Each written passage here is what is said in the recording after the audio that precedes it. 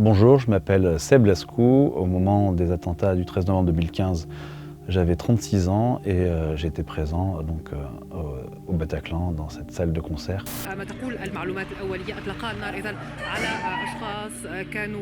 Bon, le vendredi 13 novembre, je retrouve un ami devant la salle du Bataclan pour aller voir les Eagles of Death Metal.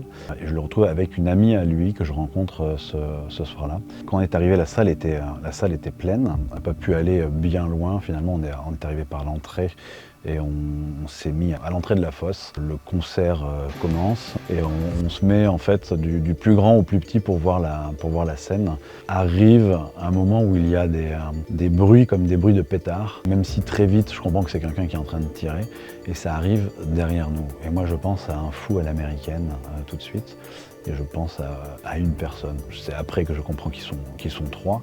La lumière s'est rallumée dans la salle. Le groupe a arrêté de jouer. Il y a eu un mouvement de foule avec des cris, avec des gens qui partaient sur les issues de secours, sur la gauche. Et moi, je prends mon ami dans les bras en pensant que c'est lui. Il s'avère que c'est quelqu'un d'autre que j'ai pris avec moi.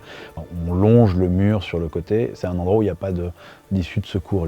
On tombe les uns sur les autres.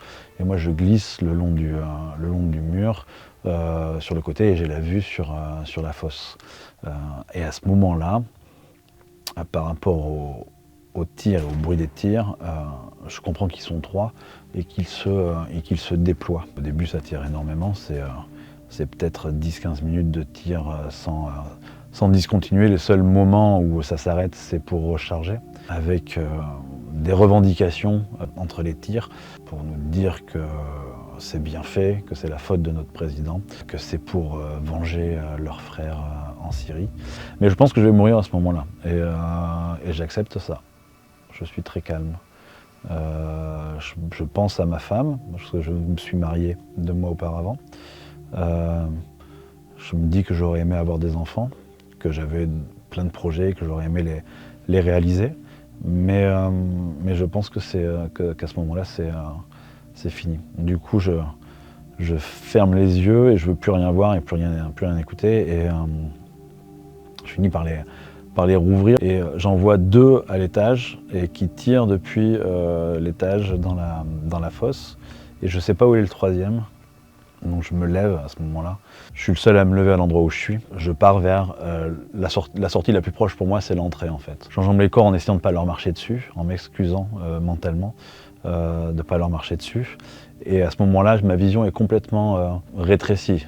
Je vois plus sur les côtés et j'ai plus de son d'ailleurs. Et je passe par l'entrée et là je tombe sur un mec en noir avec un énorme fusil. Et dans ma tête, je me dis ah, je suis foutu, c'est le 3e. Et en fait non, c'était un policier. Et d'ailleurs, il y avait plein d'autres policiers qui étaient à la sortie, qui tenaient en joue les gens qui sortaient. Moi, ma vision se réouvre, le son revient et ils disent sortez, courez. Donc je sors, je tourne sur la droite, je m'arrête devant le café, il y a un café juste à côté de la salle. J'envoie un SMS à mon ami pour lui demander s'il a pu sortir.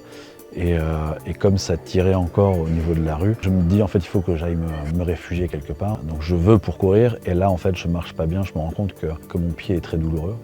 Et du coup je suis d'autres personnes qui étaient sorties par le côté et je me réfugie dans un appartement chez une dame qui était avec ses filles et ses petits-enfants qui ont ouvert leurs portes en disant venez vous réfugier. Je me retrouve donc au 2e étage de cet appartement avec une quarantaine de personnes peut-être, avec des personnes blessées également. Et les pompiers sont venus nous récupérer par la suite une fois que l'assaut a été donné à l'intérieur du Bataclan. Mon ami est mort ce soir-là au Bataclan. Et Sophie a été blessée, mais elle est vivante. Et Chris l'a sauvée. Sophie m'a raconté par la suite. Eux, ils sont restés sur place en réalité, ils étaient un peu sidérés. Et ils ont regardé vers l'entrée de la salle. Ils se sont retournés pour regarder de nouveau la scène. Et quand ils se sont retournés, ils étaient face à eux. L'un des terroristes a tiré et Chris a eu le réflexe de la pousser pour lui éviter d'être touché. Elle a été touchée à la hanche. Et lui a pris le reste des balles et est mort sur le coup. Il a sauvé à double titre en la poussant et en Et en tombant sur elle, puisque en la recouvrant, ils n'ont pas cherché à savoir si elle était encore vivante ou pas. 10 ans après, moi, ce que je garde de ce moment-là, physiquement, je garde des douleurs récurrentes. Des fois, peuvent m'empêcher de marcher. Psychologiquement, ça reste pour moi, en tout cas, une façon de vivre qui est différente. Je prends plus le métro, parce qu'être enfermé sous terre, c'est compliqué. Je ne suis toujours pas allé voir de concert depuis, alors que j'en faisais extrêmement souvent. Tous les spectacles, enfin le théâtre, tout ça, j'y vais pas. Les feux d'artifice non plus, c'est un problème. La fin d'année, forcément, quand on se rapproche de la date anniversaire, c'est difficile. Quand c'est l'anniversaire de mon ami, c'est difficile. Et donc, ce que l'on en retient 10 ans après, c'est que c'est toujours là. C'est qu'il y a effectivement un avant, un après. Je suis optimiste, enfin je suis peut-être utopiste plutôt, et donc du coup je pense qu'on peut faire en sorte que le monde aille mieux, et qu'il faut en tout cas faire en sorte qu'il aille mieux. Moi je vais témoigner dans les écoles à ce sujet, je vais à la rencontre des élèves. Je pense que c'est important de leur raconter ce qui s'est passé, d'échanger, puis de répondre à leurs questions, et ils ont souvent plein de questions et des questions qui sont pertinentes.